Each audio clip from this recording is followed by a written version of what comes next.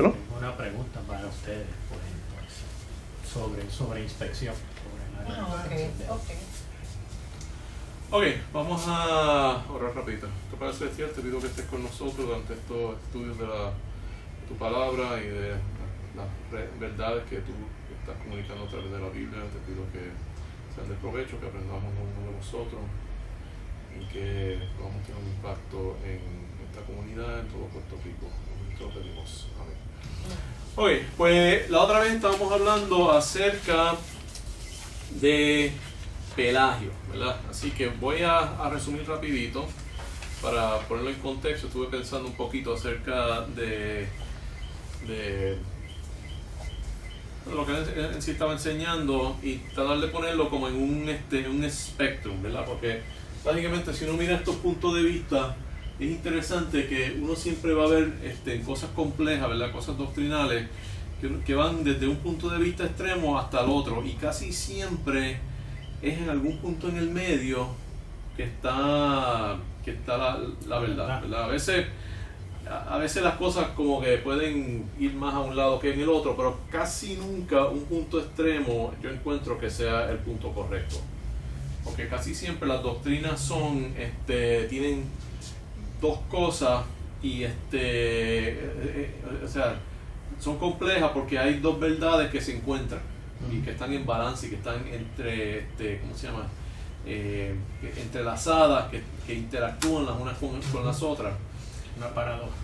Que es la definición de una paradoja. Entonces se simplifica, la gente trata de simplificarlo viéndolo, enfatizando más una doctrina o una de las otras. Así que tenemos aquí, podemos hacer un spectrum, que tenemos el pelagianismo,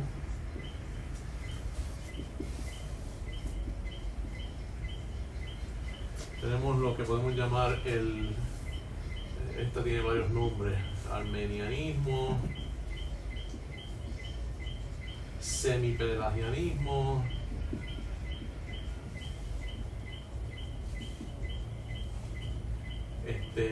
podemos llamarlo wesleyanismo. Entonces tenemos dos versiones del calvinismo, donde está el calvinismo donde ven que Adán era la cabeza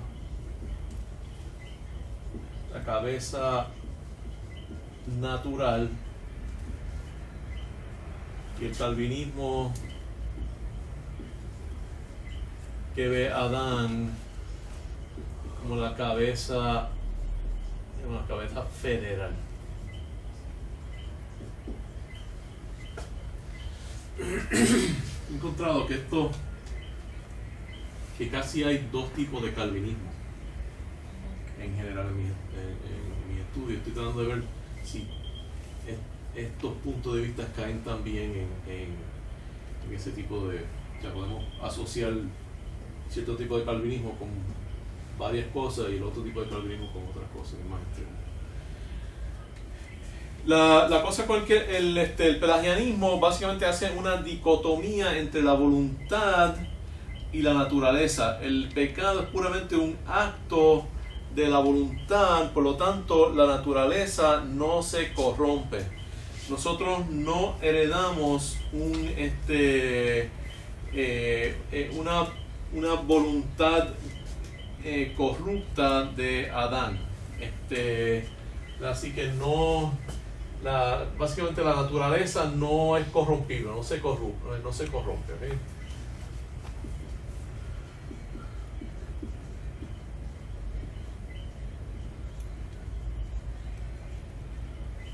Así que esa separación no es corrompe. Entonces podemos decir que hay la voluntad y nuestra naturaleza no tienen nada que ver. ¿Okay? Así que no hay una relación entre esas dos cosas. Ahora, eso tiene un problema grande porque no explica por qué entonces siempre pecamos. Entonces, si uno se pone a leer, él dice que es o porque el ambiente está corrupto o porque el pecado se convierte en una adicción. Pero entonces nos tenemos que hacer la pregunta, si el ambiente externo se corrompe, ¿por qué no se puede corromper el ambiente interno de nosotros, nuestra naturaleza? ¿Y qué es una adicción? La única definición que yo puedo pensar es que es una corrupción de nuestra naturaleza, donde nuestra naturaleza ahora se hace esclavo de alguna necesidad, de algún deseo, ¿verdad? Así que, o sea, el ser adicto no es algo natural, es una corrupción de nuestra naturaleza. Así que ahí hay una contradicción, yo encuentro. Permiso. Eso lo decía Pelagio, la doctrina de él. Sí, que la voluntad de la naturaleza no es tan conectada, y que por lo tanto el pecado sale de la voluntad. El pecado es simplemente una decisión, y cada vez que pecamos libremente y bajo ninguna influencia de nuestra naturaleza, porque nuestra naturaleza es básicamente como Dios la creó. Nuestra naturaleza es básicamente buena. Así que nosotros le damos a Adán una naturaleza buena, y el pecado cada pecado, ningún pecado afecta a los pecados subsiguientes. No hay nada que afecte al pecado, simplemente una decisión que hacemos. Pero siempre uno pregunta, ¿pero por qué? O sea, ¿por qué siempre el pecado, por qué siempre la voluntad escoge el pecado? ¿Ves? Ahí no tiene una explicación para eso. Y cuando se ponen a explicar, siempre entonces viene que es una naturaleza corrupta o externa, o simplemente le dan otro nombre, que es adicción. Entonces porque este punto de vista es contradictorio. Eso es lo que uno ve cuando uno se va a los extremos, que empiezan a haber contradicciones, porque la razón que hay ese punto medio es porque la explicación es la otra doctrina casi siempre. Ahí la gente piensa que yo soy bueno y santo, es la gente que me hace pecar a mí, la sociedad y el hermano es que me hace pecar. Y hay gente, uno encuentra gente así. Yo me recuerdo, estábamos pasando tratado, estábamos hablando personas de la salvación, y había un señor que decía que él era bueno y que la única razón que él hacía cosas malas era porque otra gente le hacían cosas malas, ¿ves? Entonces él tenía que responder, porque si no, pues entonces dejaba que le hicieran cosas malas a él. Que siempre que él hacía algo malo era como un response, una respuesta, una reacción a algo malo que había hecho otra persona. O sea, él era bueno, pero su ambiente, como era malo y había otra gente mala, pues ahora no explicó por qué era bueno y aquella gente era mala. Ahora, ¿cuál es el peligro? ¿Por qué estamos estudiando esto? ¿Qué importa todo esto? Bueno, al no describir correctamente nuestro problema, este punto de vista no entiende correctamente la solución y queda corto en su entendimiento de la salvación. Esto es particularmente cierto en su entendimiento de la transformación que ocurre en nuestra naturaleza cuando somos salvos. Él entonces decía que la salvación era puramente legal. Era una transacción legal. Básicamente, Dios te estaba pagando la deuda que tenías con el gobierno del cielo, y entonces quedabas libre. No había un cambio que tenía que ocurrir en la persona. Pero, ¿verdad?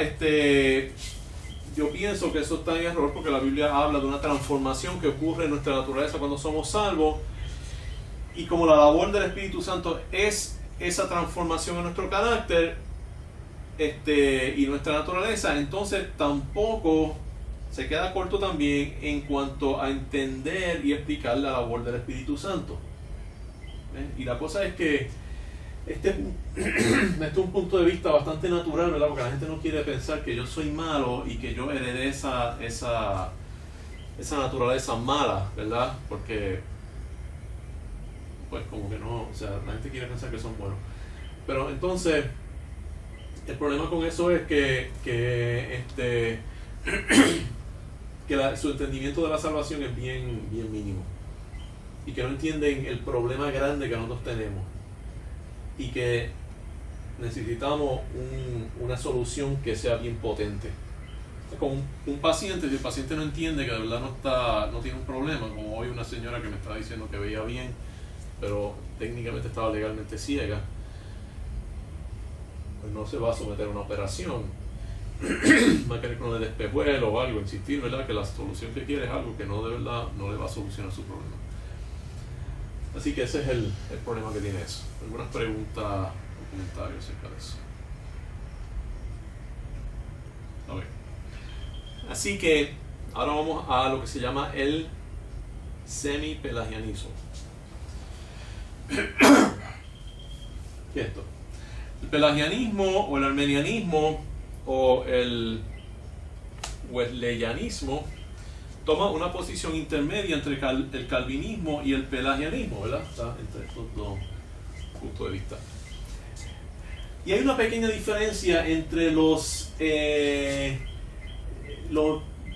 que llaman los armenianos viejos y los wesleyanos. Ahora, yo no he encontrado mucha información y no he dado el tiempo para ponerme a estudiar bien la diferencia entre los armenianos viejos y el wesleyanismo, porque casi siempre lo que se describe es el wesleyanismo, pero encontré un poquito y voy a tratar de describirlo un poco, pero que de verdad esto se puede dividir en dos, pero las diferencias son un poco sutil y también es un poquito contradictorio desde el punto de vista viejo. En general admiten que hemos recibido una naturaleza corrupta de Adán, ¿verdad? Que Pelagia no. Pelagio pensaba que como la naturaleza no era corruptible, pues no la heredamos una naturaleza corrupta. Ellos sí aceptan que heredamos una naturaleza corrupta de Adán. Quiere decir que nacemos con una tendencia hacia el mal y sin la ayuda de Dios no somos capaces por nuestro propio esfuerzo de hacer el bien.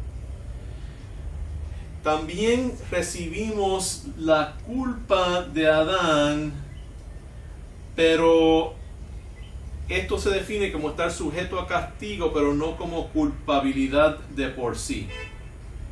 Somos culpables en una forma legal, pero no en una forma moral.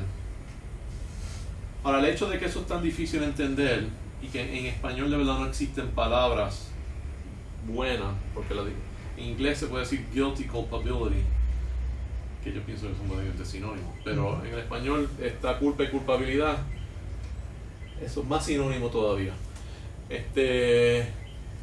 Eso demuestra que están tratando de hacer una distinción en unos conceptos que es bien fina y que es difícil de distinguir, pero más o menos la manera que lo estaban diciendo es que una forma de culpabilidad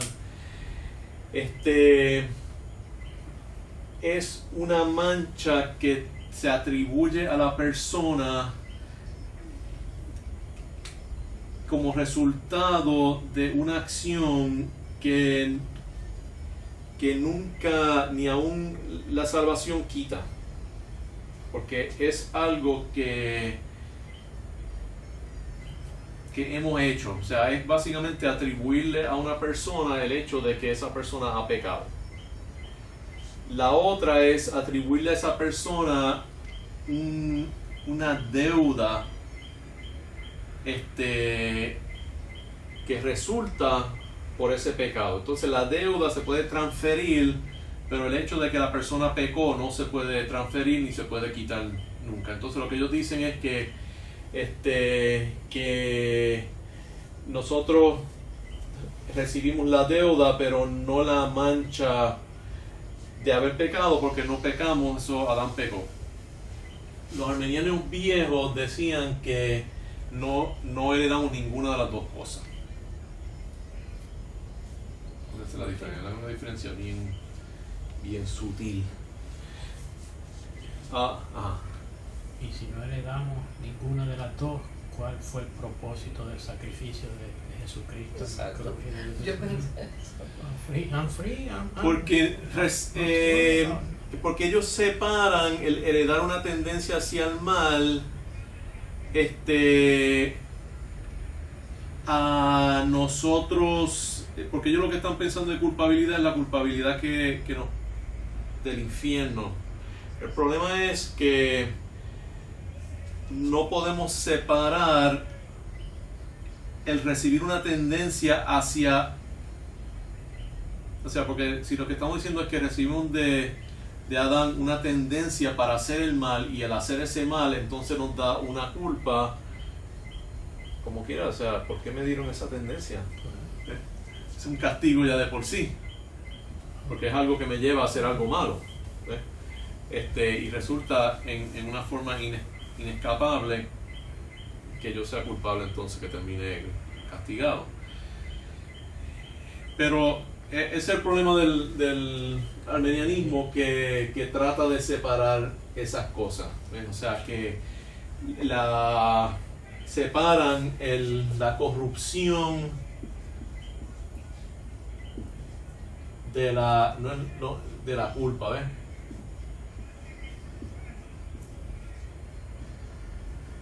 Hacen esa distinción. Culpa, culpabilidad. Algunos dicen, ok, no heredamos ninguna de las dos. Otros dicen, no heredamos la culpa, pero sí heredamos la culpabilidad. Pero una de las dos cosas no ponen. Pero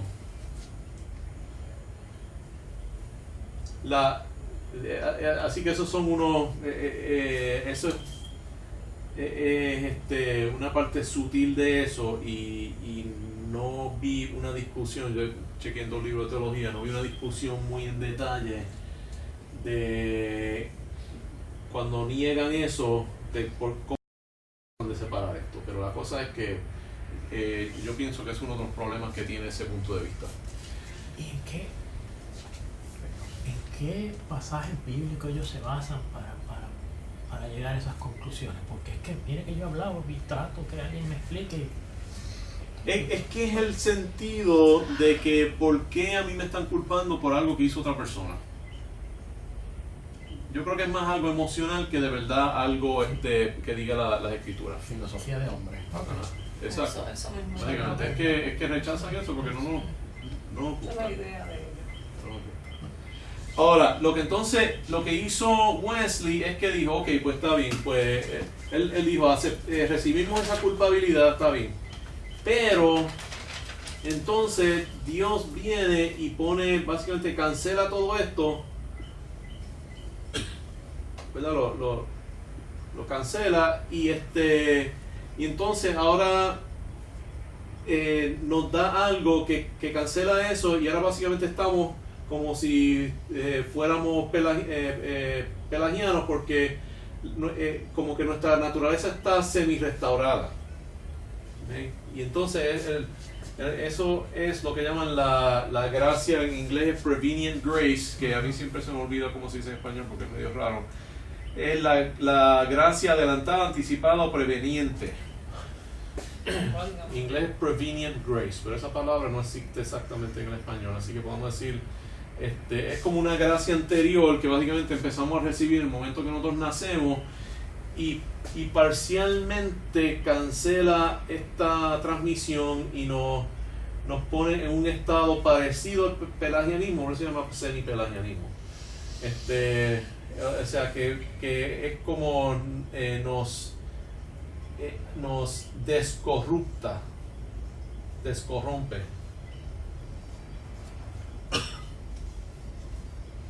Okay, entonces lo llaman en inglés prevenient. Lo voy a poner en inglés porque pero podemos decir preveniente, lo más que se parece, pero es anticipada o adelantada, una gracia que va antes de la salvación.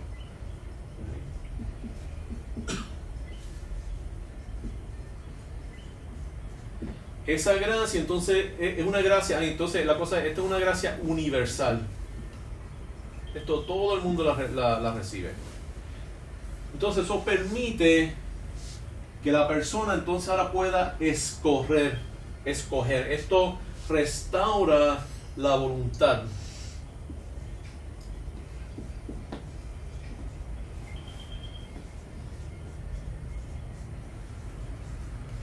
y permite que pueda escoger el bien y el mal y ser salvo. El problema es que aún con todo esto, pues la persona sigue escogiendo el mal siempre. O sea, esto de verdad no hay, esto básicamente no hay, o sea, hay evidencia de que hay una gracia natural que Dios da, pero eso lo tienen todas las culturas, hay muchas culturas donde nadie se salva, o sea, eso como que no, de verdad no hay evidencia bíblica de que de verdad exista esa gracia preveniente. Entonces lo que básicamente esta gente está diciendo es que nacemos como lo que dicen los calvinistas, pero esto entonces ahora nos permite que ahora seamos pelagianos. ¿Entienden eso? O sea, que esta gracia preveniente que ellos se inventan,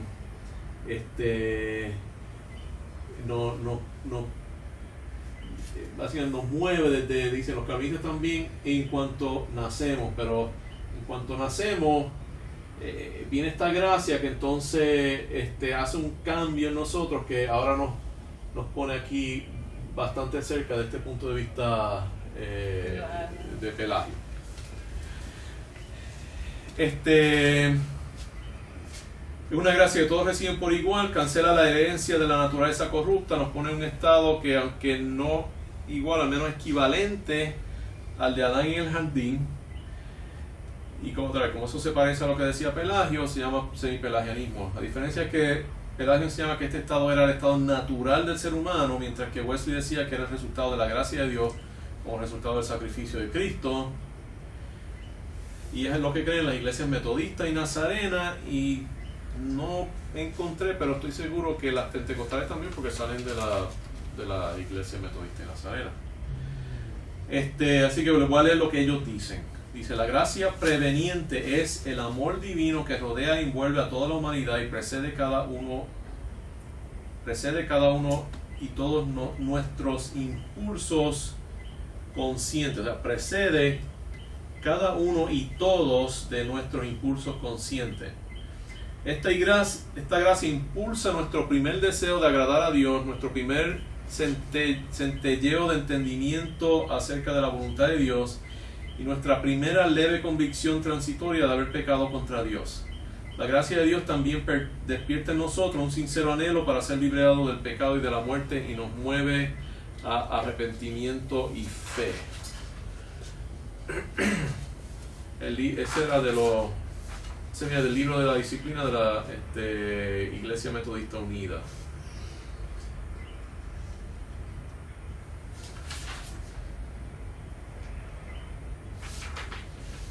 El otro que venía de la Iglesia Nazarena dice que estoy traduciéndolo.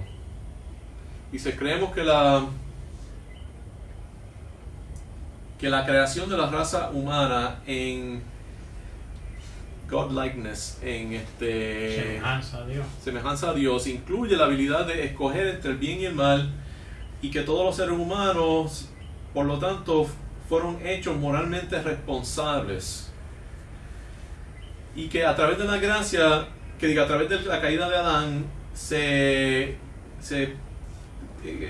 entraron a una condición depravada, de modo que no pueden tornarse y prepararse por sus propias fuerzas y obras, prepararse a la fe y el llamado de Dios. ¿Okay? Así que aceptan que como resultado de la caída de Adán y la naturaleza que heredamos, no podemos en nuestra propia por nuestros propios esfuerzos y obras llegar a fe y responder al llamado de Dios. Pero también creemos que la gracia de Dios a través de Jesucristo es dada libremente a todos los seres humanos, permitiendo que todos aquellos que quieran tornar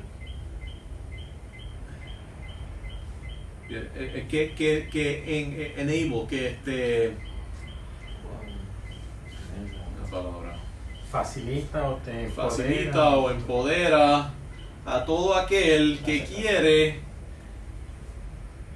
o sea, que quiere a través de la voluntad, Ujú.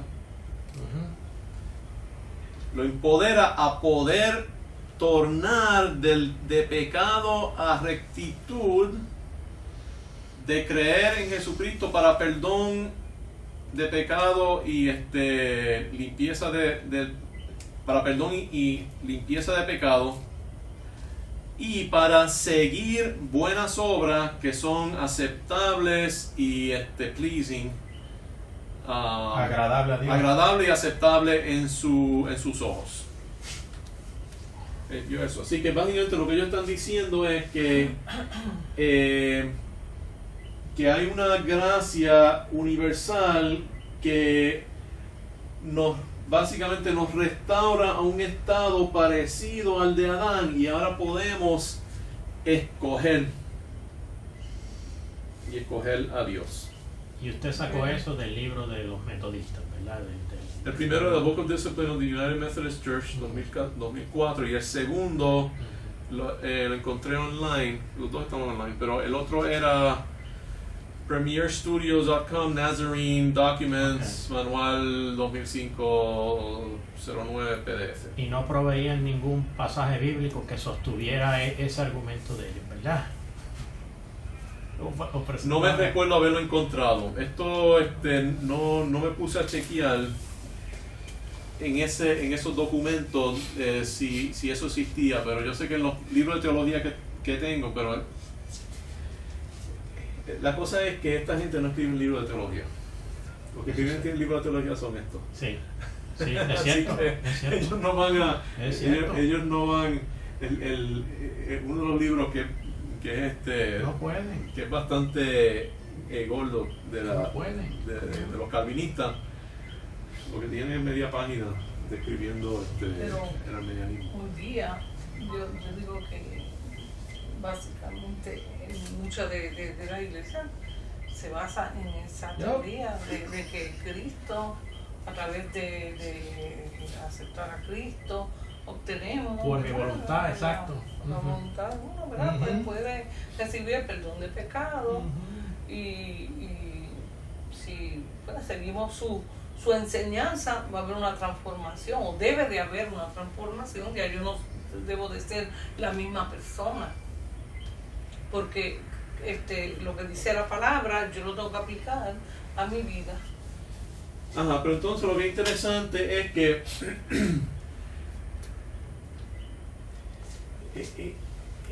esta gente ponen unas transformaciones y gracias en sitios donde yo no veo que la Biblia lo pone. Okay. Porque lo pone antes de la salvación. Entonces la persona escoge salvación, porque ya allá hay una transformación de esta naturaleza corrupta a algo que es parecido a lo que estaba dando. No exactamente, o sea, ahora cómo definimos eso. No es tan malo como cuando nacemos, pero no es tan bueno como lo que tenía Adán. Pues ¿dónde está exactamente está? O sea, como que es algo nebuloso, ¿ves? Que no se define. Entonces la persona es salva. La persona es salva, y una salvación legal, porque no nos transforma. La salvación del pentecostal no transforma a la persona. ¿Qué es lo que transforma a la persona? Según los pentecostales. Y los nazarenos. No sé tanto de los metodistas, pero yo creo que también. ¿La voluntad del ser humano qué? Es una experiencia posterior a la salvación, donde ahora viene el Espíritu Santo y te llena, y ahora eso es lo que te salva, y hablas en lengua y entonces te vienen todos los dones. Y entonces la salvación es como algo, y la cosa es que esa idea también entra a los bautistas, porque yo me recuerdo que cuando yo era joven, que enfatizaban mucho que uno, y he estado en organizaciones donde le predicaban mucho a los jóvenes esto, que la salvación era bueno porque permitía que fueras al cielo, pero si de verdad querías servir a Dios, entonces tenías que hacer un segundo acto de dedicar tu vida a Dios. ¿Ves? Entonces esa era donde entonces venía la transformación. Y yo me recuerdo que yo lo hice, yo fui, pasé al frente y todo eso, yo era chiquito y hubo una predicación sobre eso. Pero yo no me acuerdo que nada cambió. Pero yo sí me recuerdo cuando yo fui salvo que algo cambió, porque después de eso, o sea, aún siendo bien joven, tenía 4 años. Pero me recuerdo, y aunque no fue un cambio drástico, ¿verdad? Porque a los 4, pero yo sé que desde entonces empezó algo que no había antes y que siempre ha habido después. Y eso yo creo que es el problema de que entonces la salvación, esta salvación legal le quita otra vez ese impacto de que la salvación no la salvación legal es importante, pero eso lo tenía en el Antiguo Testamento. Ahora lo tenemos en el Nuevo Testamento, es que tenemos el Espíritu Santo que nos transforma, y eso es lo que es la gracia. Sí, porque en el Antiguo Testamento también había gracia, esa gente era salva por gracia, pero no tenían esa transformación de la naturaleza. Ellos lo tenían una transformación externa que venía a través de su presencia en el templo, y entonces podían presenciar a Dios externamente, y eso los mantenía, ¿verdad? Y como que eso afectaba más la parte externa de su sociedad y eso, ¿verdad? Tener el templo y a Dios viviendo allí. Pero ahora nosotros tenemos lo que estaba en el templo, lo tenemos dentro de nosotros, que es el Espíritu Santo de nosotros. Pero eso no es importante si de verdad nuestra naturaleza está bien, es buena, y lo que necesitamos es pagar por estos errores aquí, que no sabemos por qué eso pasa, porque de dónde viene eso, ¿verdad? Si somos buenos, ¿de dónde está viniendo ese pecado? O sea, como que algo no hace sentido. Así que eso, ese es más o menos el problema que yo veo ahí. Okay. ¿Algunas preguntas más sobre el arminianismo? Yo tengo una pregunta, pero aunque es relacionado a lo que estamos hablando, pero entonces, ¿cómo sería hoy día? De acuerdo a la palabra, Pablo dice, ¿verdad?, que nosotros pues, recibimos a Cristo. Si tenemos a Cristo, somos sellados con el Espíritu Santo al recibirlo. Y pues recibimos salvación, pero que en nuestra vida no puede ser igual. O sea, nuestra conducta. Exacto, pero eso es algo que pasa cuando somos salvos. Cuando somos salvos, entonces empieza este proceso que dice que ocurre aquí, que sí hay un poquito de esto, ¿ves? O sea, yo no niego de que no haya, o sea, el mundo está lleno de gracia, ¿ves? Pero no es yo no pienso que una gracia salvadora. Exacto.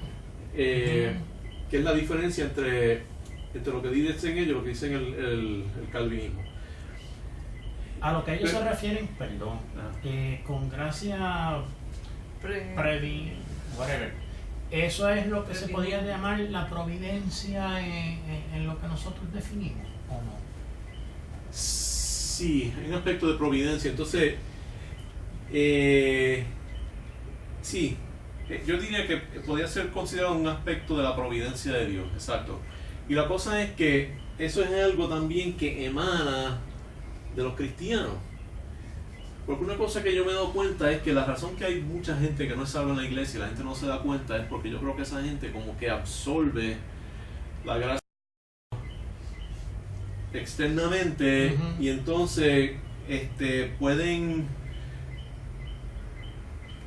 comportarse en una forma que está influenciado externamente por la gracia de Dios, como esta gente, y se conforman externamente, ¿verdad? En el sentido de no se ha conformado a este mundo, pero esta gente están conformados al mundo cristiano en una forma positiva, pero es algo que viene de afuera para adentro. Cuando esa persona entonces es salva, ya no es una carga, ya no es, o sea, algo que la gente tiene que más o menos mantenerlo encaminado. Ya ahora eso sale de adentro, como decía Jesucristo, que ahora vienen ríos de agua viva que vienen de adentro hacia afuera, y entonces ahora ellos son una influencia positiva hacia los demás. Y eso es lo que entonces pasa en la salvación, pero eso lo vamos a hablar un poquito más. No se rompa la cabeza con eso, porque si usted lee una Biblia, cuando le presentan eso, usted no lo va a entender. Usted simplemente, ok, ellos creen eso, pero usted busca, ok, si ya se... No. Sí, es que es difícil entender algunas de estas cosas porque no hace sentido. No va a entender. Pero mucha gente cree eso y no se han sentado a analizar. Y el problema es que cuando uno cree error, todo error es ilógico. Sí. Porque por eso sabemos que es error. Sí. Y yo me Y recuerdo las que... medias verdades son falsas, a fin de cuentas, por lógica, por todo es falsa, y si usted se apoya en algo falso, tarde que temprano sus decisiones van a ser erradas. Exacto, entonces el problema con esta gente es que viven entonces una vida ilógica. Y una persona que no vive según la lógica es lo que se llama un necio. Y cualquier extremo, ¿verdad? El ateo, todo eso empiezan a llevar a uno a vivir neciamente, o sea, no sabiamente, porque uno está negando alguna verdad que es necesaria para entenderlo y para, o sea, esas verdades que se entrelazan sin tenerlas, pues entonces terminamos en un error. Básicamente, eso no me salió muy bien, pero creo que entiendo lo que estoy diciendo. Ay, Pelagio, bueno, yo digo, la naturaleza pecaminosa, pues, de Adán, pues la tenemos, porque Existe, somos pecadores. Existe. Y aun, como si miramos, ¿verdad? Los antiguos, como Abraham y todo eso, ellos aceptaron y hicieron conforme a lo que el Señor le estaba diciendo que hicieran, pero en sus momentos pecaron. Aún Dios habiéndoles pues encaminado, y ellos, pues David conforme al corazón de Dios, dice la palabra, y la verdad es que lo que estaba pasando en este tiempo era que esta gente estaba viniendo del paganismo y tenían ideas bien erradas que estaban tratando de cristianizar. Okay. Entonces, este era un mundo que acababa de empezar a cristianizarse en el tiempo del Imperio Romano, ¿verdad? Esto era como el año 400, me parece. Y Constantino fue en el 300, o sea que eso lleva poco tiempo, donde estaban empezando a ver una penetración más grande del cristianismo. Pero entonces venimos aquí ahora al calvinismo, que también es agustinianismo. Ahora, ¿cómo fue que empezó todo este debate? Agustino vivía en África, Pelagio vivía en Roma. Pero ¿qué pasó? Roma lo invadieron los alemanes, que en ese tiempo eran los bárbaros, eran los emigrantes ilegales de ese tiempo, vivieron en su ganga, ¿verdad? Y estaban arrasando, ¿verdad? Y entraron a Roma y la tomaron, y entonces pues mucha gente se fueron huyendo al norte de África, donde todavía los árabes no habían llegado hasta allá, porque no habían venido todavía, ¿verdad? Más o menos habían nacido, así que el norte de África era más cristiano, no era que fuera más cristiano, pero era un poquito más seguro que esa parte. Así que Pelagio fue a Cartago, donde vivía Agustino, y entonces pues como los dos eran influyentes, pues hubo un debate, ¿verdad? Una interacción, una discusión de ideas o un conflicto, ¿verdad? Entre esos dos puntos de vista. Eventualmente pues la iglesia rechazó el pelagianismo como una herejía. Así que vamos a ir aquí al agustinianismo a ver más o menos qué es lo que es lo que significa. El calvinismo toma como punto central en la doctrina del pecado original la enseñanza que sí hay una conexión entre el pecado de Adán y el nuestro.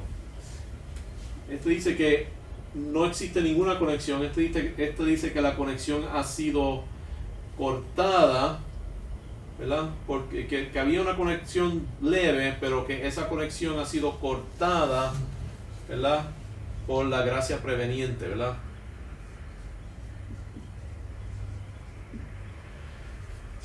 Esto dice que hay una conexión, ¿verdad? Va Adán, pecado de Adán, tiene un impacto directo sobre el pecado mío. Ese es el punto central. Como sufrimos las consecuencias de este pecado, el concepto de la justicia nos dice que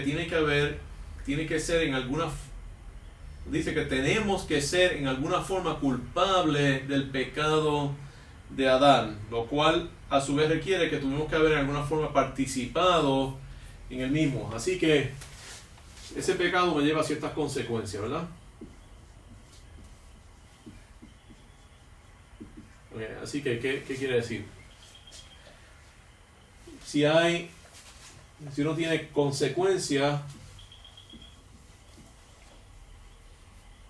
esto no es parte de esto aquí. Vamos a ir aquí. Y consecuencia quiere decir que tiene que haber culpa, y eso quiere decir que tiene que haber participación.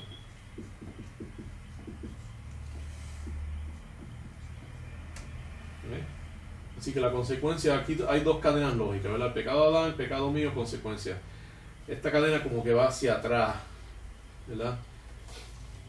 Si hay una consecuencia, tengo que tener una culpa, y si hay una culpa, tiene que decir que tiene que haber una participación mía ahí. La pregunta es, ¿cómo es mi participación en ese pecado de Adán? Porque obviamente yo no me recuerdo haber estado allí.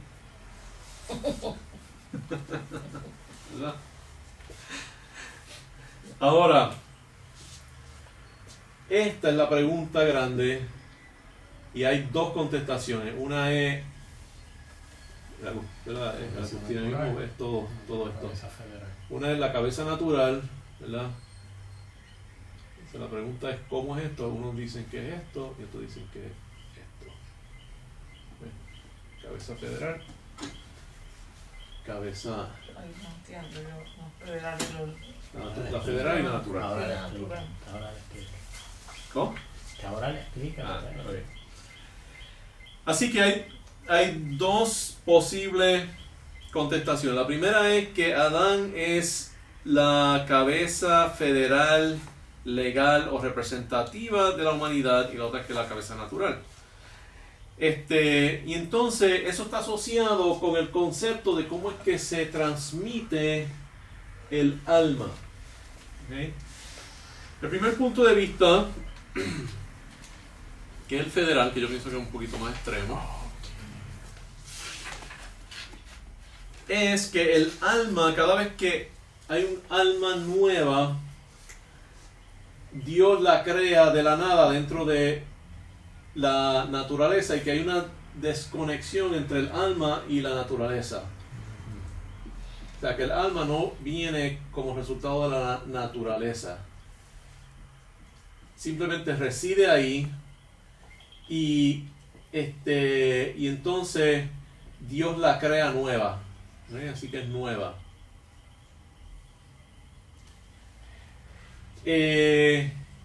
Así que, ¿qué están diciendo? Que nosotros heredamos la naturaleza, pero no el alma. El alma es lo que tiene la voluntad. Así que lo que esta gente está diciendo es que es casi lo opuesto a esto. Ellos dicen que heredamos la naturaleza, que diga que no heredamos la naturaleza, pero nuestra voluntad está influenciada por la de Adán. Esta gente dice que heredamos la naturaleza, pero nuestra alma es independiente de la de Adán. Pero está controlada, no viene de la naturaleza, ¿no? O sea, no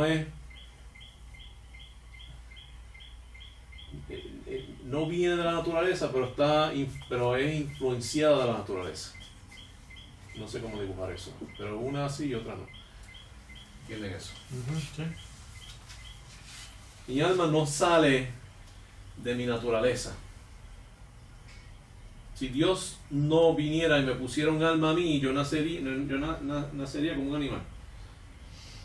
Básicamente, no viene de naturaleza. Pero después que Dios pone ese alma dentro de mí, mi naturaleza que heredó de Adán, entonces influencia esa alma nueva que Dios crea.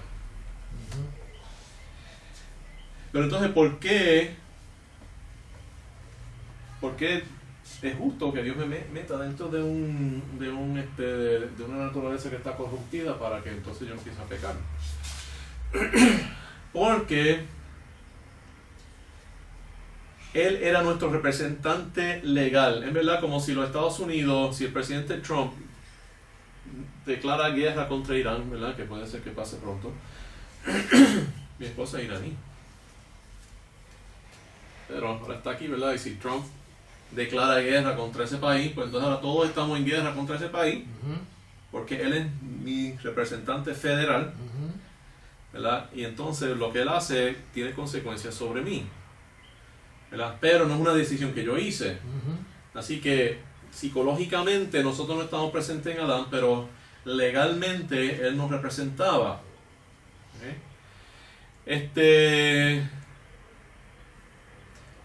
Ahora, y esto es interesante, lo voy a presentar algo aquí. Este punto de vista trata de crear un paralelo entre la posición que existe entre Adán y sus descendientes y la que existe entre Cristo y sus hermanos, ¿verdad? Porque aunque somos hijos de Dios, pero nunca dice somos hijos de Jesucristo. Aunque obviamente Cristo es nuestro creador.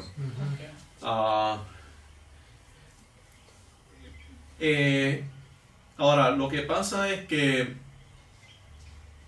lo mismo se puede decir de todos estos puntos de vista, ¿verdad? Porque la cosa es que las dos doctrinas están relacionadas y lo que hace es que una cambia como pensamos de la otra, pero ellos entonces tratan de explicarlo usando ese paralelo.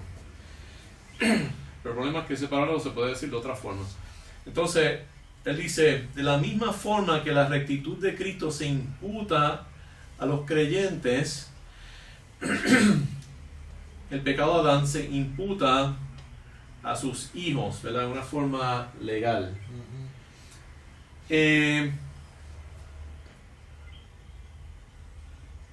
Si no,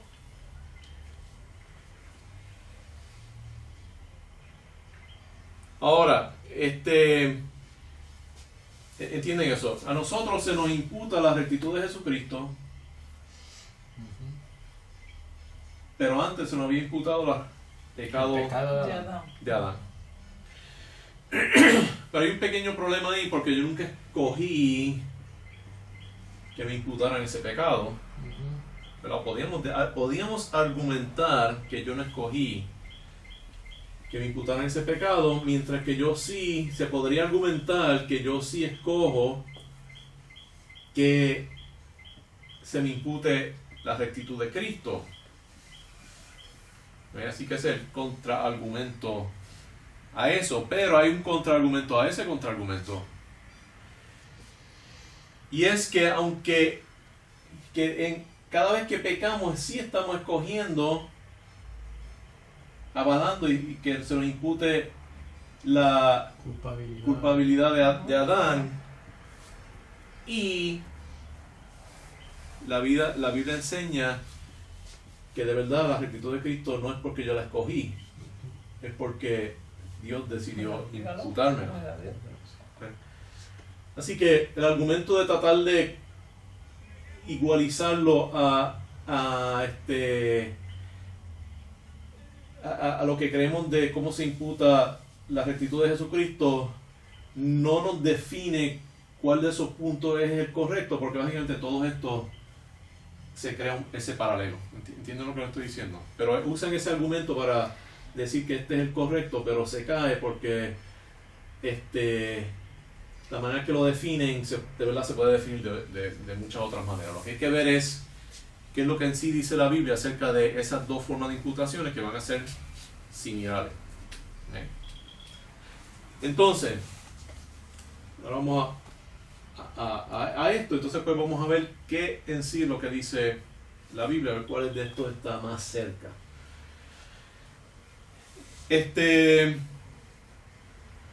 Podemos ver que Adán, verlo como la cabeza natural de sus descendientes, ¿verdad? Obviamente, pues nosotros todos salimos de Adán.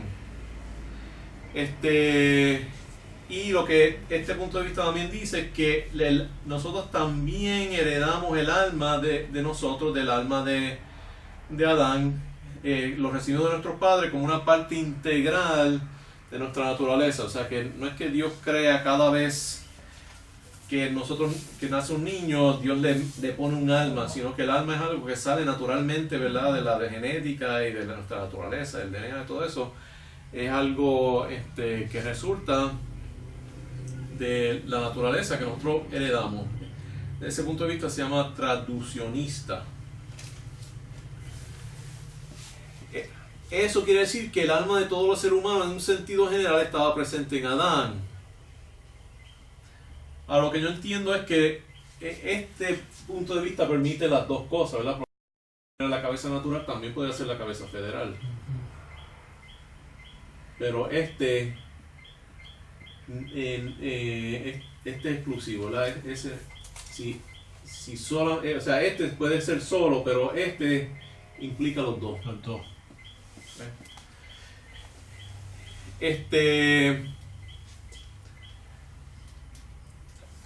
Otra manera de ver este segundo argumento, y esto es más algo que como que es traído de distintas cosas, no lo he visto puesto como parte del punto de vista de la cabeza natural de Adán, el natural headship, como se dice en inglés. Y es que todos los miembros de la raza humana compartimos la naturaleza humana, ¿verdad? Por estar conectados a través de nuestro antepasado. Somos distintas personas que compartimos una misma naturaleza en una forma lejanamente parecida a la manera en la cual las personas de la Trinidad comparten la naturaleza divina, ¿verdad? Aunque esa naturaleza está dividida, pero hay una comunalidad de toda esa naturaleza que todos nosotros compartimos, ¿verdad? Y aunque la mía no está conectada a la suya directamente, pero están conectados a través de los antepasados que en algún punto, ¿verdad?, estamos relacionados.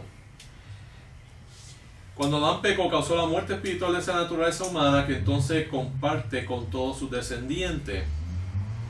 De una forma parecida, Jesucristo permite que podamos compartir la naturaleza divina cuando aceptamos el regalo de la salvación, porque, otra vez, el Espíritu Santo viene dentro de nosotros y ahora la naturaleza divina está dentro de nosotros, y es dentro de esa naturaleza divina que se crea el nuevo hombre, ¿verdad?, que entonces compartimos con Jesucristo. Okay, así que esos son los 4 puntos de vista. Voy a coger una foto.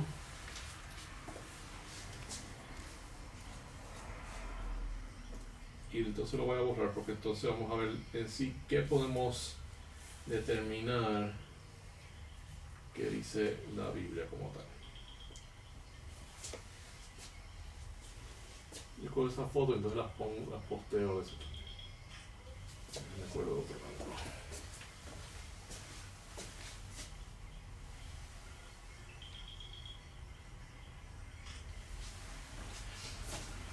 Ok.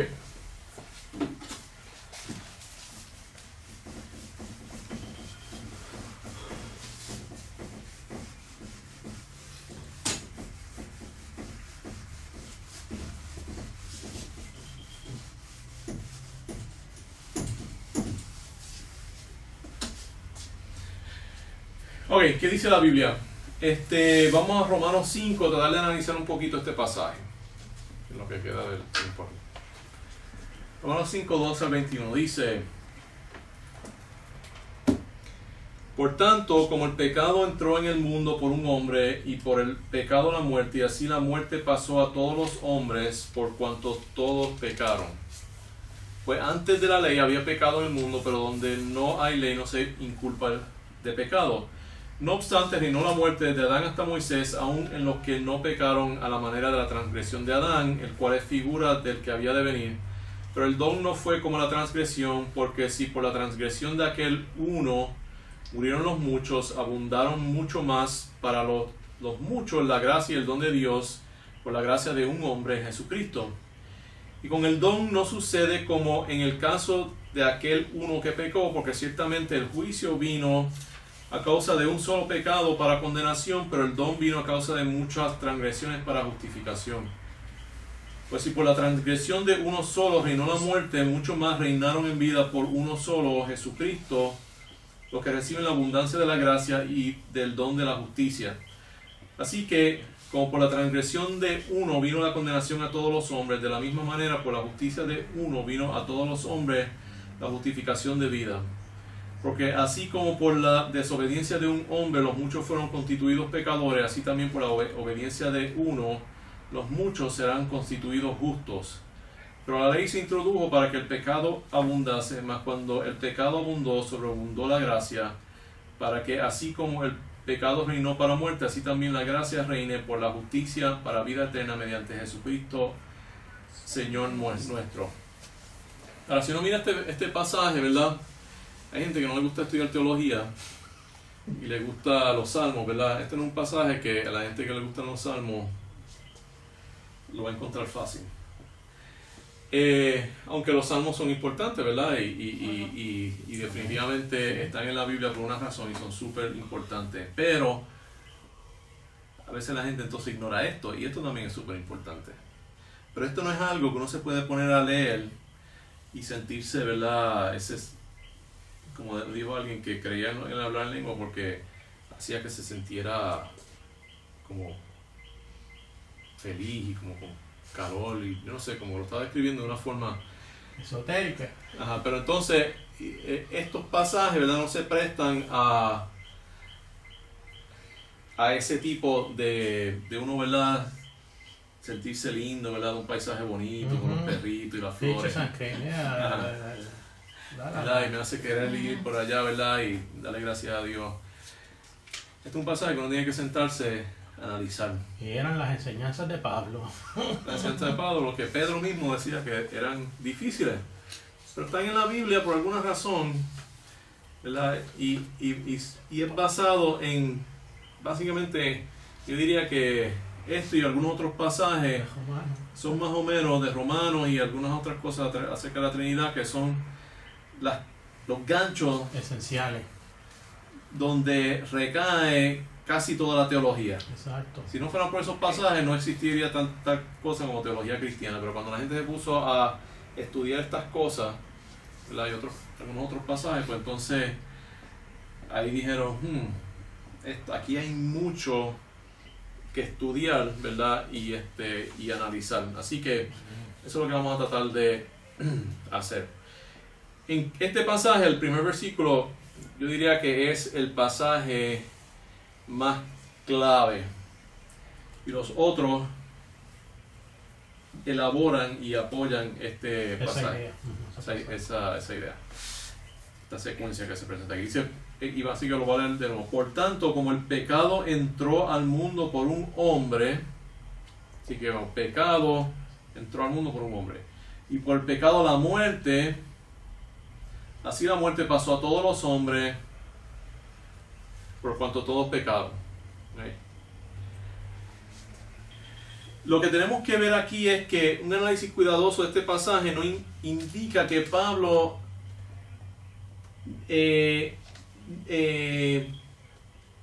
no contesta esta pregunta, que es la relación, ¿verdad?, entre el pecado de Adán y el pecado mío, ¿verdad? Esa es la pregunta. En una secuencia, sino que parte de la contestación está regada a través del pasaje, ¿verdad? En la manera que Pablo estaba desarrollando distintos temas, después lo estaba tratando de entrelazar. Está entrelazando distintos temas, pero vamos a ver los hilos de su argumento para entender mejor cada parte de su argumento. En este versículo, Pablo establece un orden de causa y efecto, pero no están todos los pasos intermediarios, ¿verdad? Así que eso es importante. Ahora, si lo miramos con mucho cuidado, ¿verdad? Tenemos a Adán, ¿verdad? Él, ¿qué hizo Adán? El pecado, ¿verdad? Así que tenemos un pecado individual.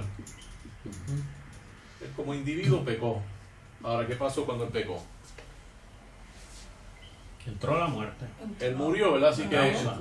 muerte El efecto de individual.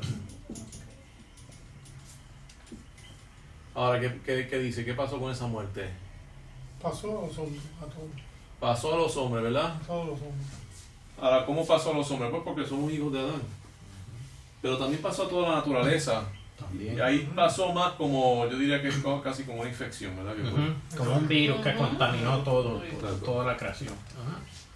Parte de eso es porque nosotros se supone que estuviéramos envueltos en gobernar esa creación y... Hacerla más semejante al Edén, a la idea que tenía Dios, al propósito. Exacto. Y entonces pues el Edén quedó sin un supervisor y se corrompió y no pudimos convertir el resto del mundo en un Edén. Que lo botaron de ahí. Exacto, lo botaron de ahí porque...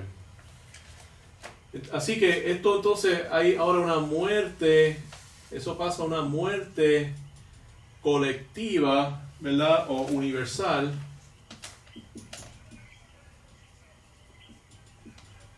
Pero entonces, ¿qué es lo último que dice que está pasando en ese pasaje? Vamos a leerlo de Cuando nuevo. todos pecaron, Por cuanto todos pecados. Así que, ¿por qué la muerte pasó a todos los hombres? porque todos Todos pecaron. pecamos. Entró el pecado que heredé, pues me lleva a eso.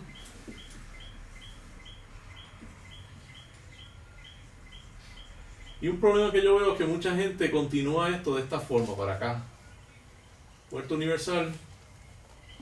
Entonces todos pecaron. Pero la cosa es que en sí no es eso lo que dice. Lo que nosotros heredamos fue muerte universal. Entonces, pero esto tiene dos causas. Y eso es algo que es importante. Nosotros, la muerte universal pasó a nosotros porque heredamos algo de naturaleza pecaminosa y también porque nosotros pecamos. Lo que hay que ver ahora es cómo esto, de dónde salió esto, cómo esto está relacionado a esta cadena de causa y efecto. Agustino y Calvino asumieron que el pecado de Adán y el pecado universal era lo mismo, así que ellos pusieron Adán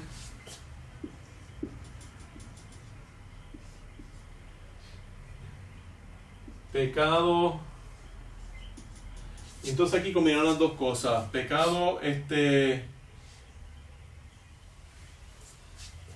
individual y universal, que llegó a muerte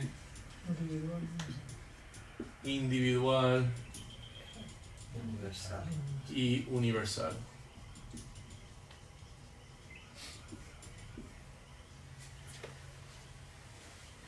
Pero esta no es la única conexión que es posible. Hay otros pasajes, ¿verdad?, que arrojan luz sobre eso y vamos a ver que ahí puede haber otro orden.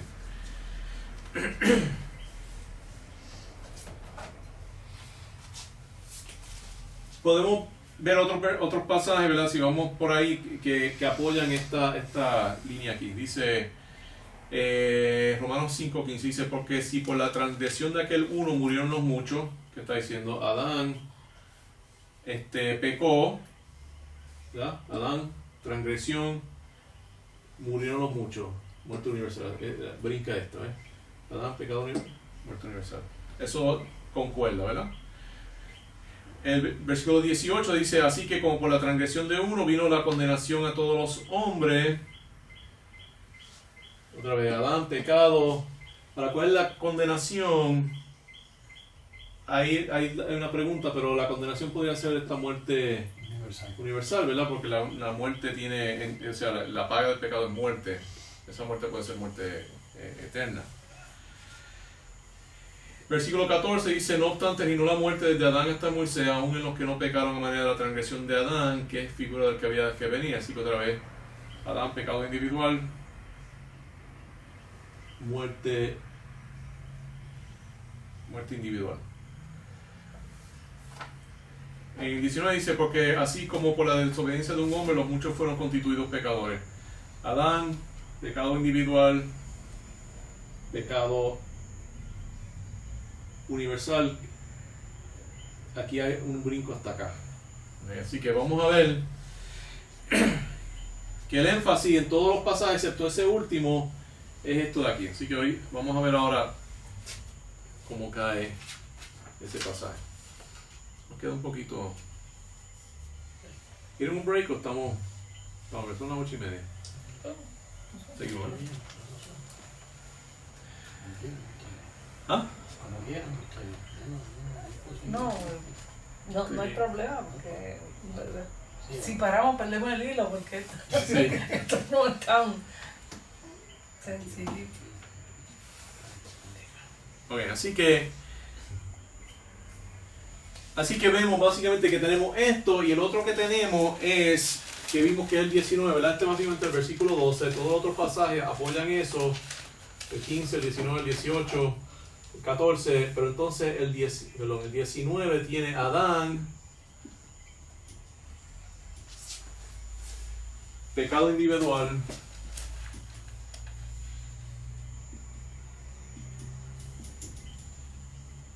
y pecado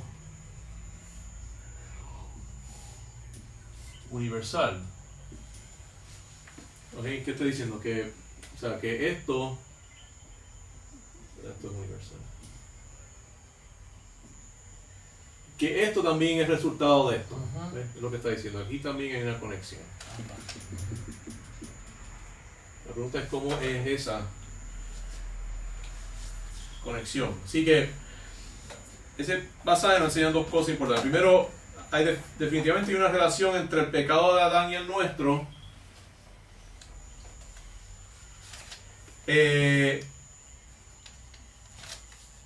Y segundo, vemos que hay un paralelo entre la forma en la cual se nos imputa la rectitud de Jesucristo y la forma en la cual se nos imputa el pecado de Adán. A ver que esta verdad es importante si queremos entender la relación entre el pecado de Adán y el nuestro. Para definir más precisamente la relación entre el pecado de Adán y el pecado nuestro, hay que mirar a otros pasajes y ver más detalle cuál es el resultado inmediato del pecado de Adán. Así que vamos ahora a otros pasajes fuera de Romanos, o por lo menos fuera de Romanos 5. Primero es Génesis 2, 16, 17. Dice: y mandó Jehová Dios al hombre diciendo: de todo árbol del huerto podrás comer, mas del árbol de la ciencia del bien y el mal no comerás, porque el día de que él comieres ciertamente morirás. Ahora, Adán vivió, después que él pecó, ¿cuánto tiempo vivió Adán? 900 y pico años. Más de 900 años. ¿Okay? Vale. Así que ¿cómo podemos reconciliar y qué es lo que decía la serpiente? Tú no vas a morir, ¿verdad? Dios sabe que tú no vas a morir. Y vemos que, ¿verdad? Eventualmente murió, pero fueron 900 años después. Media verdad. Así que, ¿Cómo se llevan así? ¿tenía un poco de razón la serpiente? Sí. No. Sí, pero no. Sí, media verdad. Pero la cosa es que lo que Dios dijo se cumplió. Tenemos que reconocer que se cumplió al pie de la letra. Tiene que haber una forma en la cual Adán murió instantáneamente ese día cuando comió de la fruta. Vemos, ¿verdad?, que inmediatamente su relación con Eva cambió, quisieron taparse el uno del otro, separarse. Algo en su naturaleza cambió inmediatamente. Así que había una muerte inmediata y que, ¿verdad?, en la cual Dios estaba enfocando, que quiere decir que esa era la que era la importante. Todas las otras expresiones de la muerte son consecuencias de esa muerte que ocurrió en ese momento que Adán decidió tomar, ¿verdad?, del fruto o permitir que Eva tomara del fruto. Le podemos dar un nombre, ¿verdad?, para identificarla, llamarla muerte espiritual. Este es un cambio permanente en la naturaleza de Adán que se hereda y de verdad no se cancela en esta vida. Sabemos que la naturaleza humana puede corromperse porque nos puede esclavizar, ¿verdad? Estamos viendo que lo que dice Pelagio en eso está completamente incorrecto, y la Biblia lo dice, no sabéis que si os sometéis a alguien como esclavo para obedecerle, sois esclavos de aquel a quien obedecéis, sea del pecado para muerte o de la obediencia para justicia. Así que el pecado nos puede esclavizar a través de el cambio que hace nuestra naturaleza. En Efesios 2:1 dice, estabais muertos en vuestros delitos y pecados. Vemos, ¿verdad?, que me recuerdo una vez teníamos una perra, y por mucho tiempo, ¿verdad?, nosotros pensábamos que era estéril, pero un día tuvo un perrito, ¿verdad? La vimos por allá en una de esos y vimos, y había un perrito negro, ¿verdad? Ella era una collie miniatura, un Sheltie, y tuvo un perrito negro, y todos nos sorprendimos, ¿verdad? Pero nada sorprendente que una perra tenga un perro. Hubiera sido más sorprendente si hubiera sido un gato, ¿verdad? Eso sí hubiera sido sorprendente. ¿Verdad? Pero todas las cosas se reproducen según su naturaleza, ¿verdad? Una expresión que dice, la semilla no cae muy lejos. Entonces, en Romanos 8,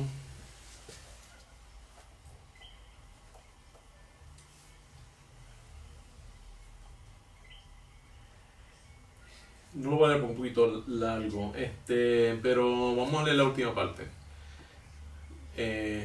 Dice, mas vosotros no vivís según la carne, ¿verdad? Está hablando de que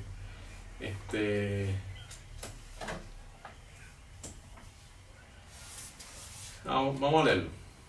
Dice, ahora pues ninguna condenación hay en los que están en Cristo Jesús, los que no andan conforme a la carne, sino conforme al Espíritu. Así que hay dos principios, uno el Espíritu, el otro la carne.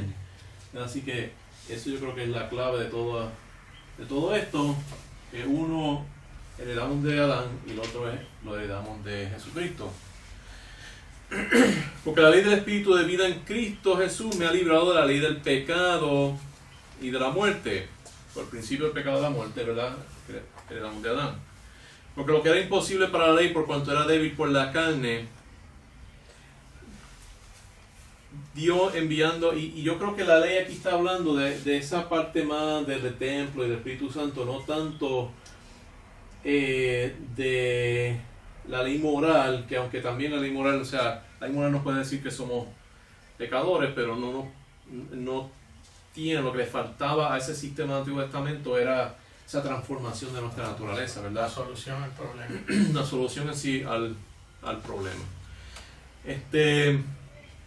Creo que era imposible para la ley, por cuanto era débil por la carne. Dios, enviando a su Hijo en semejanza de carne de pecado, y a causa del pecado condenó al pecado en la carne, esa naturaleza adámica que heredamos, para que la justicia de la ley se cumpliese en nosotros, que no andamos conforme a la carne, sino conforme al Espíritu. Es decir, para que nosotros podamos cumplir la ley moral de Dios, tenemos que andar según el Espíritu, ¿verdad?, que es lo que recibimos de Jesucristo, que fue lo que murió, y no conforme a la carne, que es lo que le damos. Dice, porque los que son de la carne piensan en las cosas de la carne, pero los que son del Espíritu, en las cosas del Espíritu. Y decir, otra vez, las dos herencias. Porque el ocuparse de la carne es muerte, pero el ocuparse del Espíritu es vida y paz, por cuanto los designios de la carne son enemistad contra Dios, pero porque no se sujetan a la ley de Dios, ni tampoco pueden, y los que viven según la carne no pueden agradar a Dios. Porque ¿qué es lo que pasa? Que habíamos hablado, ¿verdad?, que la naturaleza, la intención de Dios es que nuestra alma estuviera sujeta al Espíritu, que estuviera sujeta al Espíritu de Dios. y que el cuerpo estuviera sujeto a nuestra alma. Pero entonces, al cortar esa conexión con Dios, ¿qué pasa? Entonces, la alma quiere hacer algo, quiere estar sujeto a algo, se sujeta a lo único que está disponible por ahí, que es el cuerpo. El cuerpo. La carne. Y eso viene porque estamos muertos, porque esa conexión divina se rompió por ese pecado universal que llevó a la individual, que llevó a la muerte individual. Estamos de muertos nuestro espiritualmente. antepasado. Dice, los que viven según la carne no pueden agradar. Dice, mas vosotros no vivís según la carne, sino según el Espíritu. Si es que el Espíritu de Dios mora en vosotros. O sea que, ¿por qué nosotros podemos vivir según el Espíritu? Porque el Espíritu de Dios mora en nosotros. ¿Y cuándo es que viene ese Espíritu? Una vez lo aceptamos, viene la conversión. Cuando somos salvos y nos convertimos y nacemos de nuevo, no es cuando tenemos esa llenura del Espíritu Santo en tiempo Somos después. sellados. Dice, y si alguno no, porque mira lo que dice, y si alguno no tiene el Espíritu de Cristo, no es de él. Ahí está bien claro. Esto no es un segundo don, esto no es algo, esto es algo que viene en la salvación. Y si no tenemos ese Espíritu transformador de Jesucristo que nos permite que vivamos una vida distinta a lo que era antes, entonces porque no somos de él, no somos salvos. Pero si Cristo está en vosotros, porque está el Espíritu de Cristo y también está Cristo, entonces también está el Padre. Dice, el cuerpo en verdad está muerto a causa del pecado, mas el Espíritu vive a causa de la justicia. La cosa es que eso también es medio paradójico, porque yo he visto gente que se salva y hay dos cosas que pasan ahí. Tres cosas que están pasando. Una es que de momento la persona cambia y uno nota que hay un cambio. Pero todavía está el viejo hombre y esa persona todavía sigue haciendo esas cosas, pero como que no tiene el edge, como que el viejo hombre está peleando con una espada de goma, con una espada que el filo se le zafó. Ya no es lo mismo, algo cambia. Como que es como que ahora esa persona mala que está dentro de esa persona está enferma y vieja. ¿Ves? O sea, Muriendo. Está muriendo, ¿ves? O sea, quizás el gángster, ¿verdad? El mafioso tiene los mismos deseos, pero, ¿verdad? En lo que se sale de la silla de ruedas, ¿verdad? Y busca, pues no va a tener el mismo efecto que si viene, ¿verdad? Pesa 300 libras y es todo músculo, y puede cargar el machine gun, ¿verdad? Pues como que va cambiando. Pero la otra cosa que pasa también es que la personalidad de la persona, hay un aspecto positivo de la persona que siempre está ahí, que debe ser parte de esa persona. Así que no es que de momento una persona distinta, es que la persona mala va muriendo y la persona buena se va desarrollando, pero esa persona buena es un individuo que tiene ciertas características, ¿verdad? Y esas tres cosas están envueltas en ese cambio. Una que es nueva, otra que siempre ha estado ahí pero debería estar ahí, otra que siempre ha estado ahí pero ahora está disminuyendo porque es una cosa mala. Dice, y si el Espíritu de aquel que levantó de los muertos a Cristo mora en vosotros, el que levantó de los muertos a Cristo Jesús vivificará también vuestros cuerpos mortales por su Espíritu que mora en vosotros. Entonces, ¿ahora qué va a pasar?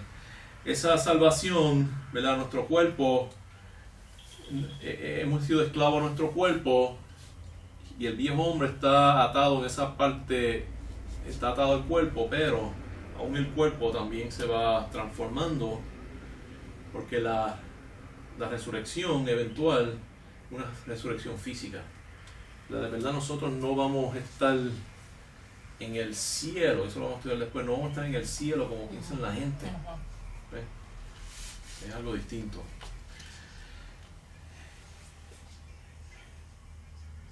Una explicación aquí que más o menos la fui dando. O sea, okay. Otros pasajes. Respondió Jesús y le dijo: el que me ama, mi palabra guardará, y mi Padre le amará, y vendremos a él y haremos morada con él. Juan 14:23 dice, si me amáis, guardad mis mandamientos, y yo rogaré al Padre y os dará otro consolador para que esté con vosotros para siempre, el Espíritu de verdad, el cual el mundo no puede recibir porque no lo ve ni le conoce, pero vosotros le conocéis porque mora con vosotros y estará en vosotros.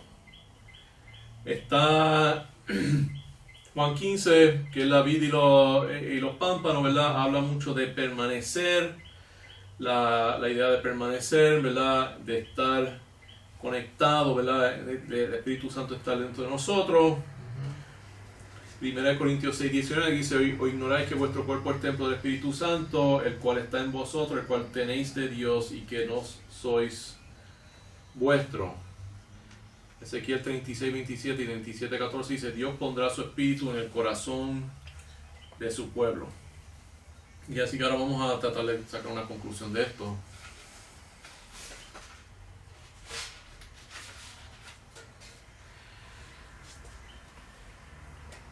Así que vemos, cuando Adán pecó, murió espiritualmente. ¿Qué quiere decir esto?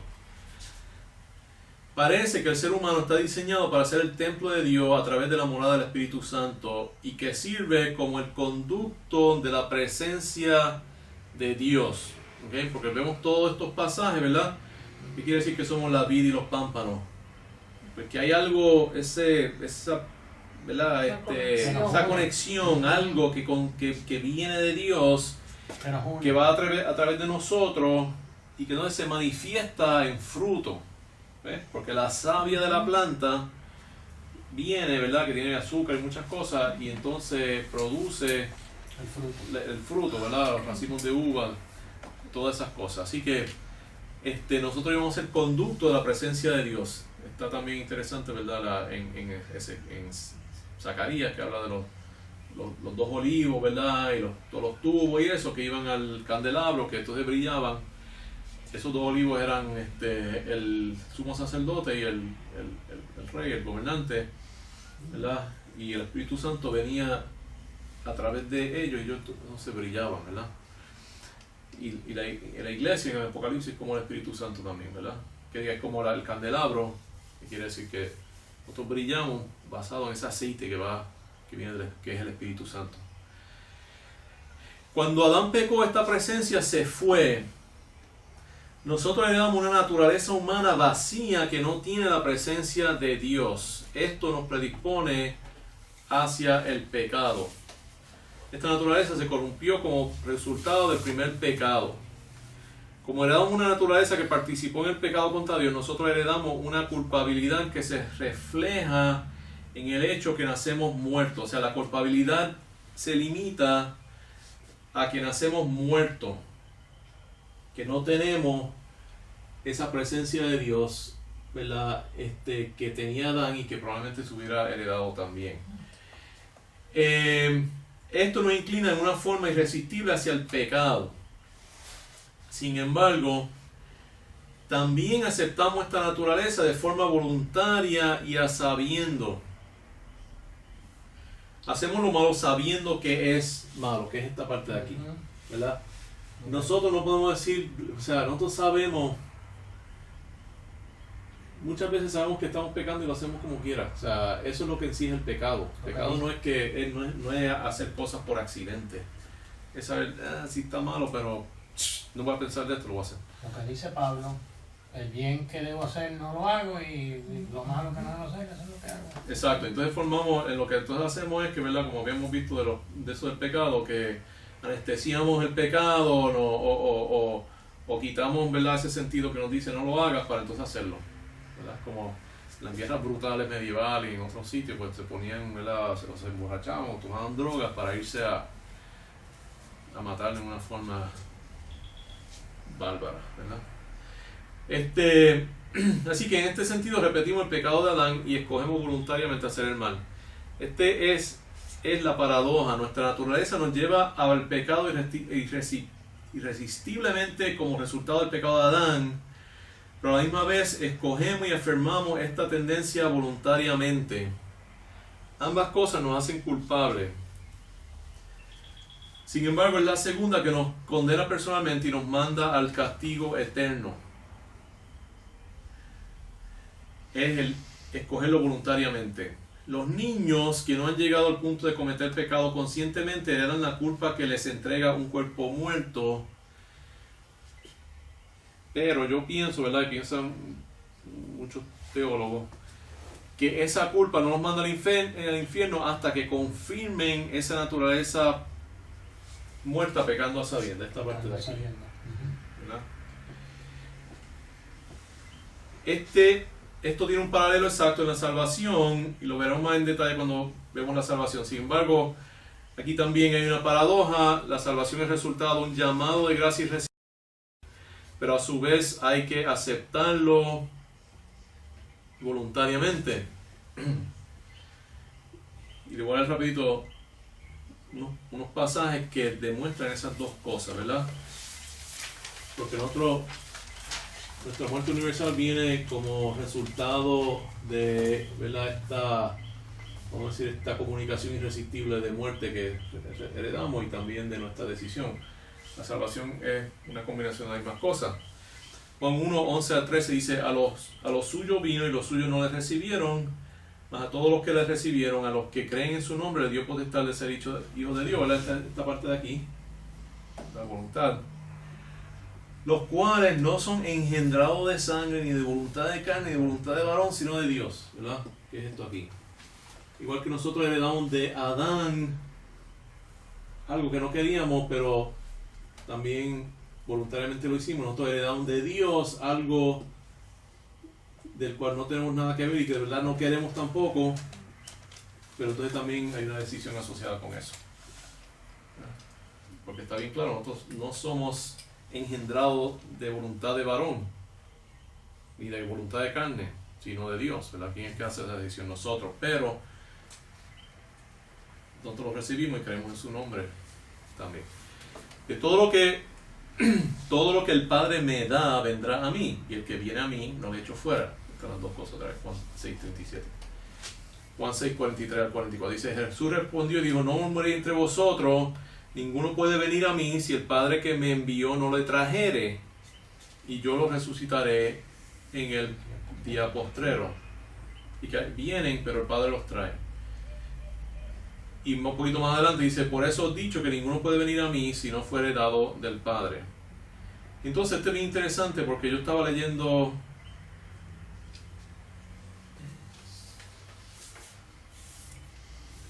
el próximo. Porque este dice: en el último y gran día de la fiesta, Jesús se puso de pie y alzó la voz diciendo: si alguno tiene sed, venga a mí y beba. El que cree en mí, como dice la Escritura, de su interior correrán ríos de agua viva. ¿Verdad? Ahí está hablando de la venida del Espíritu Santo. Esto dijo del Espíritu que habían de recibir los que creyesen en él, pues aún no había venido el Espíritu Santo porque Jesús no se había glorificado.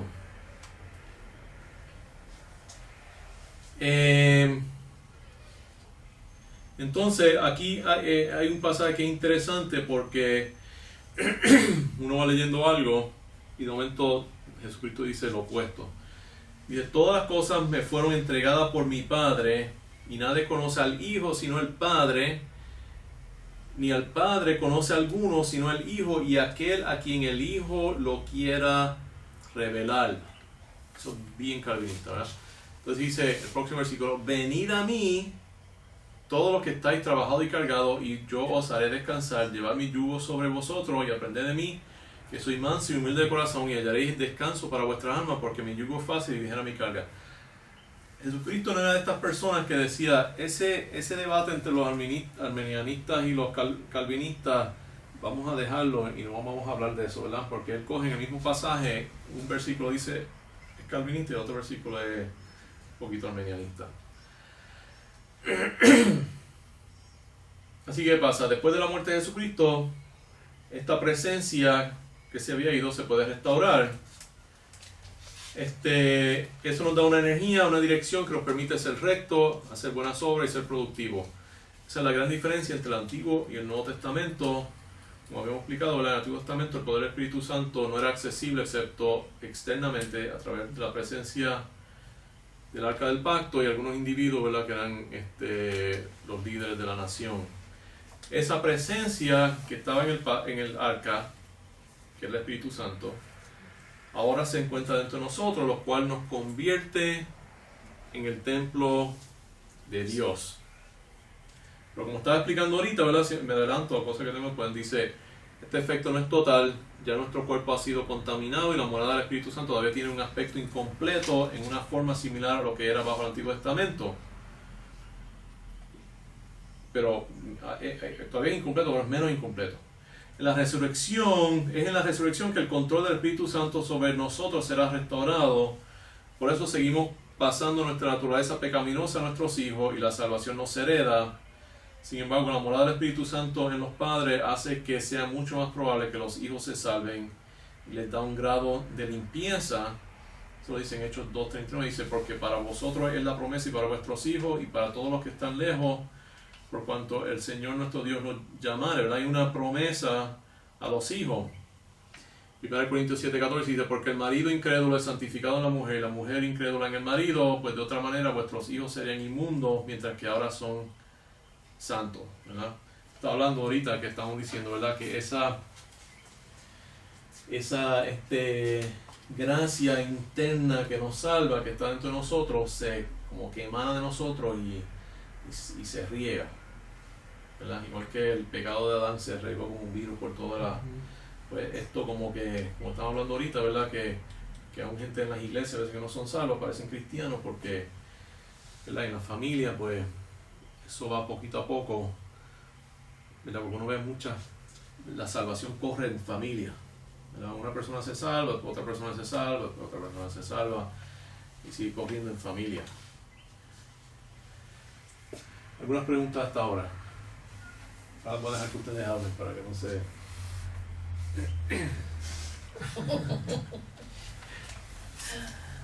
Últimos 10 minutos quiero hablar, porque la pregunta entonces que hacemos es ¿por qué? ¿Verdad? Porque todavía hay gente que le dan el pecado de Adán y terminan yendo al infierno. ¿Por qué es que esto pasa? ¿Verdad? Aunque parece más lógico y razonable pensar que lo que recibimos de Adán es la naturaleza corrupta que nos lleva a pecar y no la culpa. Esto nos lleva a la pregunta, ¿por qué Dios nos diseñó de tal forma que recibimos una naturaleza corrupta? Esta pregunta tiene dos partes. Primero, ¿por qué eso es justo? ¿Verdad? Otra vez, viniendo a la cuestión de por qué, en qué forma está nuestra culpabilidad allá, por qué es justo. En segundo lugar, ¿qué beneficio podría tener tal sistema? ¿Cuál es su propósito? Vamos a la segunda pregunta primero. ¿Por qué Dios nos sujetó a una naturaleza que nos mueve irresistiblemente al pecado? ¿Por qué no parar con la creación de los ángeles, que todos pudieron decidir si obedecían o no? Porque la razón que nosotros heredamos esa naturaleza pecaminosa es porque heredamos una naturaleza. Así que la pregunta es ¿por qué Dios nos hizo que heredáramos una naturaleza que está toda conectada en vez de tener naturalezas individuales, ¿verdad? Como los ángeles, que definitivamente los ángeles son pelagianistas, ¿verdad? Excepto que ahí ellos, aún ahí no es completamente, ¿verdad? Porque después que ellos hacen una decisión ahora quedan corruptos. Aunque los ángeles, y esa es la cosa, aunque los ángeles todos pudieron tomar la decisión libremente para rebelarse o mantenerse leal a Dios, esto era una decisión irrevocable. Solo tuvieron una oportunidad para tomar la decisión correcta. Aunque nosotros nacemos con una inclinación hacia el pecado, no tenemos la decisión de verdad de hacer el bien. Nosotros podemos aprender de nuestras decisiones y tenemos muchas oportunidades para tomar la decisión correcta. Eso incluso fue el caso de Adán, porque aunque él pecó a sabiendas, siendo puro, básicamente era como un ángel, y él hizo lo mismo que hizo el diablo, pero Dios le dio la oportunidad de arrepentirse y de ofrecer un sustituto por sus pecados, ¿verdad? Que fueron los animales que Dios mató para que él tuviera ropa.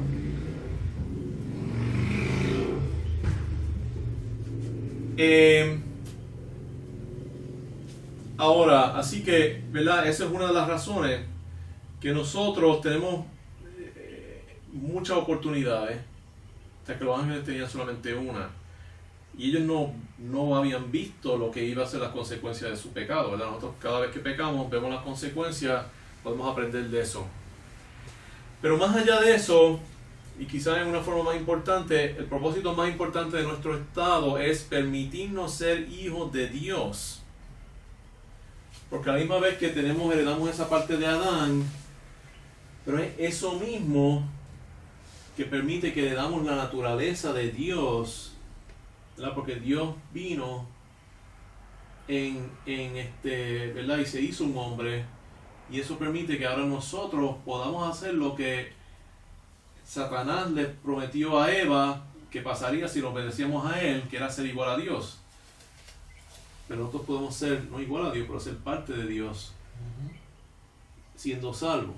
¿Ves? Pero esa misma conexión que nos ata y nos permite, nos hace accesible eso, también nos permitió que entrara, ¿verdad? el pecado. Casi siempre cuando hay un beneficio hay un costo, ¿verdad? Si uno abre, aquí entran cosas buenas, abre una puerta, ¿verdad? Por ahí pueden entrar cosas buenas y puede entrar un pillo también, ¿verdad? El hecho de que uno abra la puerta.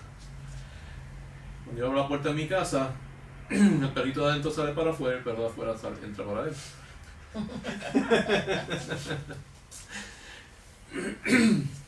Y si el que venciere heredará todas las cosas, yo seré su Dios y él será mi hijo, ¿verdad? Uno de los últimos versículos de la Biblia.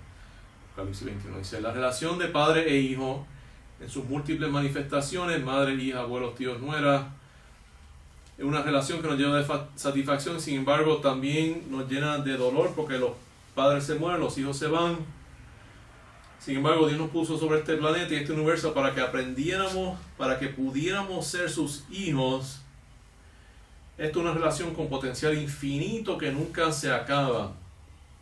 Tenemos que siempre tener esta meta en mente cuando estudiamos el pecado y la salvación.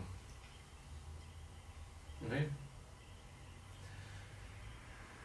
Así que terminamos con el estudio del pecado. La solución al pecado original es la obra de Jesucristo.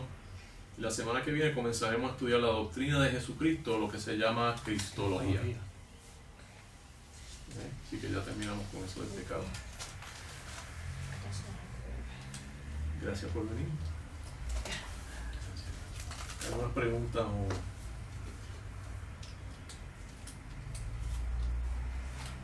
¿Están entendiendo? Más o menos hace sentido. Más o menos. Ay, sí. Cuando están en la iglesia aún pecan y dicen, es que tengo todavía la naturaleza del pecado. O sea, pero pecados que son, o sea, no son, Pero, La excusa, sí, son feos de verdad, o sea que, para suavizarte. sí, o sea que yo me quedo, yo digo, no es posible, ¿verdad? Sí, la cosa es que si son demasiado fuertes, ese hombre no parece que está muerto. Está bien vivo. Y quiere decir que Nicodemo tiene quizás que el otro Sí, hombre no por está... eso uno tiene que estar agarrado. Entonces, si uno ve una debilidad que uno sabe, ¿verdad? Rechazarlo, o coger para otro lado o algo. Pero ahí una tentación. la tentación. Y a medida que vamos creciendo también encontramos que Dios nos da pela. Y esa pela a veces es lo que nos hace gran escazón. injures, ¿cómo se llama? Hiere al viejo hombre y adelanta un poquito más esa muerte natural que va poquito a poco. Y yo he visto eso que le pasa a gente que son salvos, empiezan a cambiar lentamente, entonces pasan por una cosa bien difícil y salen al otro lado de eso con ese viejo hombre mucho más debilitado y el nuevo hombre mucho más fortalecido. Sí, pero como uno lo conoce, Dios conoce el corazón, si se arrepintió de verdad, es el único que lo sabe el Señor. Sí, ¿Verdad? sí, exacto. Bueno, pues hasta la semana que viene, si Dios quiere. Hasta con el pensamiento pecamos. Palabra, obra y Imagínate. pensamiento. Todo.